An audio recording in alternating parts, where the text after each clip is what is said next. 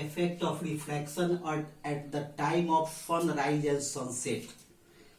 सूर्योदय के समय या सूर्यास्त के समय प्रकाश के अपवर्तन के प्रभाव के बारे में बताने जा रहे हैं।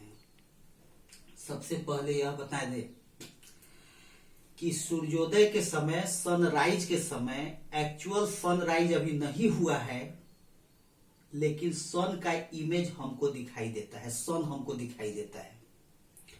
सूर्यास्त के समय, सनसेट के समय, सनसेट हो चुका है, सूर्यास्त हो चुका है, लेकिन सन हमको दिखाई देता रहता है। तो एक्चुअली वह सन नहीं दिखाई देता है। सनराइज के समय या सनसेट के समय हमको सन का इमेज दिखाई देता है। सूर्योदय के समय, सनराइज के समय सन का इमेज थोड़ा पहले दिखाई दे देता है। सूर्यास्त के समय यानी सनसेट के समय, सनसेट हो जाने के बाद भी, सूर्यास्त हो जाने के बाद भी सन का इमेज हमको दिखाई देता रहता है। कैसे? तो सबसे पहले यह जानिए कि सन से जो लाइट रे चल रही है, हमारी ओर सन से जो लाइट रे आ रही है, वह लगातार rarer medium to denser medium travel करती है। विरल माध्यम से सघन माध्यम में आती है। कैसे? पहले तो वैक्यूम में चलती है, वैक्यूम से एयर में इंटर करती है और एयर का डेंसिटी लगातार बढ़ता है। कहने का मतलब यह हुआ कि अर्थ सरफेस पर डेंसिटी एयर का सबसे ज्यादा है। जैसे जैसे अर्थ सरफेस से ऊपर उठते जाइएगा, वैसे वैसे एयर का डेंसिटी कम होता जाएगा और अंत में कम होते होते खत्म हो जाता है। उसके बाद वैक्यूम स्टार्ट होता है।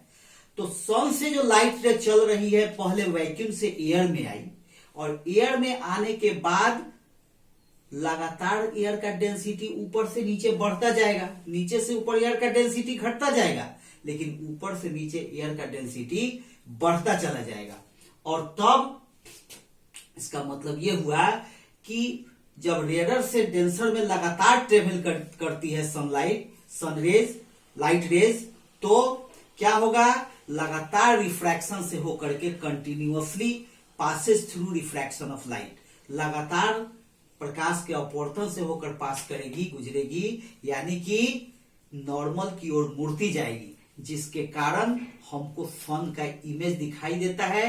अब वह सन का इमेज कहां होता है? एक्चुअल सन से थोड़ा सा ऊपर होता है। तो देख लीजिए कैसे इमेज बनता है। ये सपोज दैट ये अर्थ हो गया, अर्थ सरफेस हो गया, सेमी स्फेरिकल हम दिखा रहे हैं, और यहां पर इसको हम लोग कहते हैं होरिजन, क्षितिज। ये हॉरिजॉन्टल लाइन है। सपोज दैट यहां पर कोई व्यक्ति है और यहां पर सन है। ये सन जो है यहां पर है। इस व्यक्ति को यह सन नहीं दिखाई दे रहा है, यानी कि इस व्यक्ति के लिए सनराइज अभी नहीं हुआ है, लेकिन ड्यू टू रिफ्रैक्शन यह सन इस व्यक्ति को दिखाई देगा। कैसे दिखाई देगा?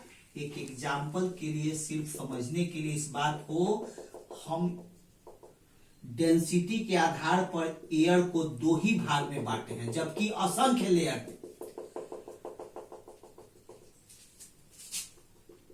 दो ही भाग में बांटते हैं।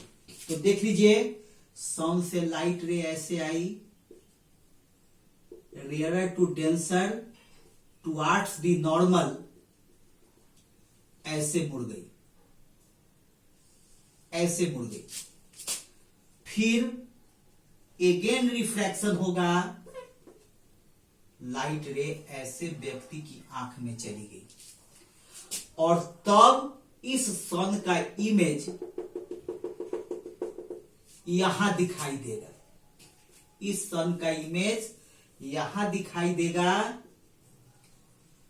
यहां दिखाई देगा। एक्चुअल सन से ऊपर यहां दिखाई देगा, एक्चुअल सन से ऊपर, यानी कि सनराइज के समय एक्चुअल सनराइज अभी नहीं हुआ है, सूर्योदय अभी नहीं हुआ है, लेकिन सन हमको दिखाई दे रहा है।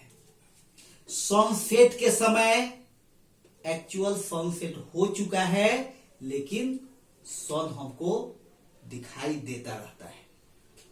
ठीक है, केवल इसमें लैंग्वेज है, यहां पर हम लैंग्वेज लिख देते हैं।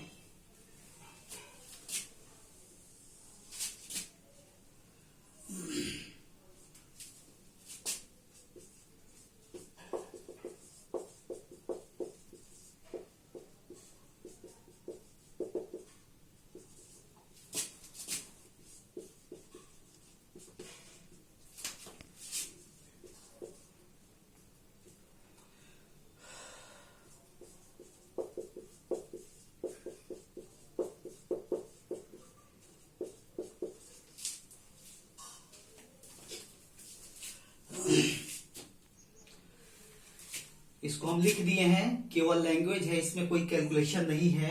इसको पॉज करके नोट कर लीजिए। इसके बाद फिर हम हिंदी में लिख देते हैं, उसको भी नोट कर लीजिएगा, जिनको हिंदी में केवल लिखना होगा। इंग्लिश लिख लिए, जिनको हिंदी में लिखना है लिख लीजिए। इसको हम लिख दिए हैं, पॉज करके लिख लीजिए आराम से। इतना ही।